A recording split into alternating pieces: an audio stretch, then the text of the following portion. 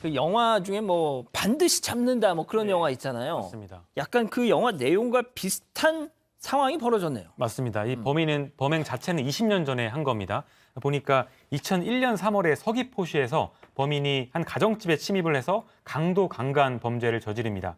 근데 사실상 유일한 증거는 범인이 남긴 휴지가 전부였습니다. 체액이 묻은 휴지가 5점이 발견됐는데요. 여기서 DNA가 검출이 됐지만 일치한 인물을 찾지 못해서 범인을 못 잡았고요. 그동안 미제 사건으로 남아 있었습니다. 그러다가 2016년에 국과수에서 미제 사건 DNA를 재분석했는데 여기서 1,800개를 분석했는데 여기서 이 DNA와 일치하는 50대 남성을 찾아냅니다. 그래서 2021년 올해 3월 2일에 이게 또 공소시효 만료 바로 하루 전이었는데 와. 하루를 남기고 범인을 기소해서 재판에 넘겨집니다. 그렇군요. 자, 그러면 오늘 체크포인트 짚어보죠. 20년 만에 판결입니다.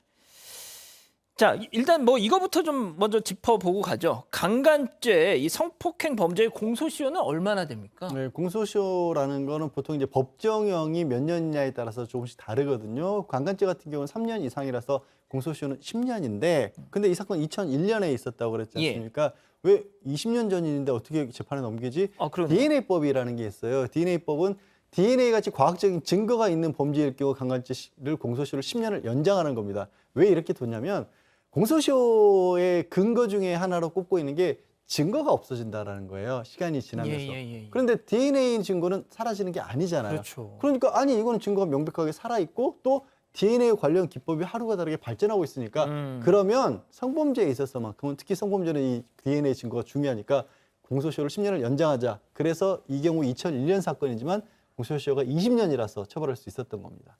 자, 그렇게 됐는데 자, 휴지 속에 남아있던 DNA로 이 범인의 정체를 밝힌 건데 저 이럴 줄 알았습니다. 이미 들어가 있었어요. 예, 이미 들어가 있었는데 와, 범죄가 한두 건이 아니에요. 한두 건이 아닙니다. 2009년 뭐 서울과 뭐 경기 등 수도권에서 많은 범행을 저질렀는데 성범죄 18건이고요. 그리고 강력범죄 165건, 총 183건으로 징역 18년을 선고받아서 이미 교도소에 수감 중인 상태였습니다. 경경의 재수사 끝에 남성을 공소시효 만료 하루 전인 지난 3월 2일 기소를 했습니다.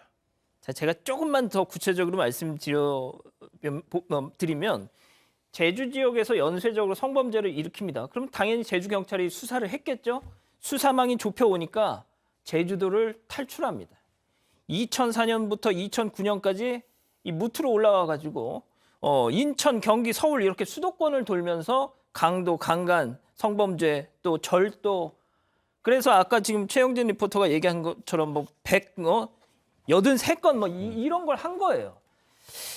자, 일단 이게 2001년 범죄입니다. 무려 20년 전.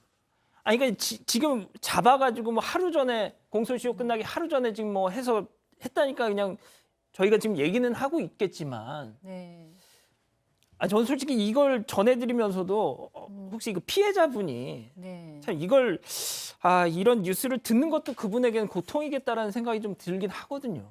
네, 뭐 그 상처를 뭐 꺼집어내는 거일 수도 있죠. 근데 제가 만나본 어떤 성폭력 피해자들은 그걸 한시도 잊지를 않고 있어요. 그렇기 때문에 이렇게 가려놓고 생각하지 않으려고 하지만 상처는 여전히 남아있기 때문에 저는 지금이라도 찾아진 게 다행스럽다고 생각을 하고요. 지금 재판부도 뭐라고 얘기했냐면 이 피해자가 극심한 충격을 받았고 장기간 범인을 검거하지 못해서 상당히 불안감과 공포감에 오랜 시간 시달렸다라고 얘기를 하는 거 보면 이제 이 여성이 그런 거죠. 그리고 제가 예전에 만났던 강간 피해자도 가해자를 찾지를 못했어요. 그러니까 어떤 게 있냐면 굉장히 우울하고 자책감을 느끼더라고요. 그러니까 누군가 나를 괴롭힌 사람이 찾아지면 그 사람을 미워하고 그 사람을 탓하고 그 사람이 처벌받는 걸 볼 수 있는데 그렇지 못할 경우에 내가 화살을 내 잘못이 아니었으니까 내가 뭐라고 할 수 있는 사람이 없잖아요.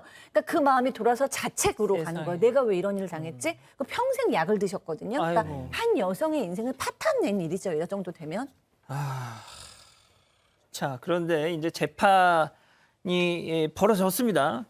이 검찰 또 이 피의자 양측이 증거를 놓고 공방을 벌였다고 하죠. 맞습니다. 그 유일한 증거가 그 휴지였거든요.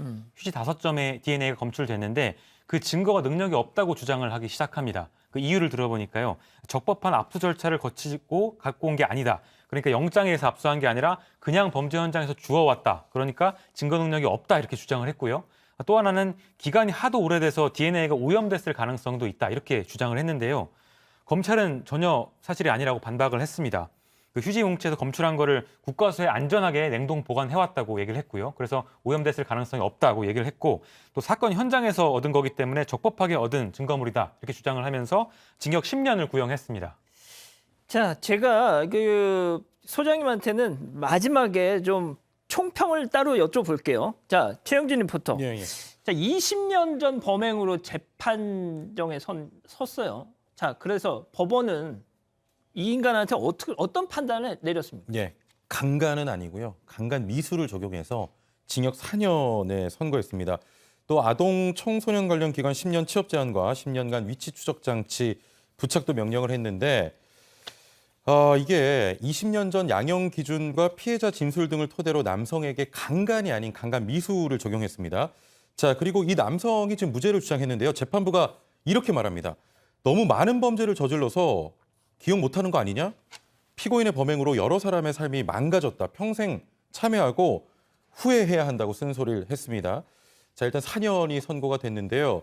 이번 선고로 원래 이 남성이 2027년에 출소할 예정이었는데 4년 미뤄지게 됐습니다. 변호사님, 이거 좀 이게 성범죄 18건, 강력범죄 165건, 도합 183건, 그리고 이번에 추가로 확인된 거. 이거 너무 이건 아니지 않나요? 지금 최영진 얘기한 게 뭐냐면 이게 우리 법은 어떤 범죄를 저질렀을 때 그때 기준으로 처벌을 하도록 하고 있어요.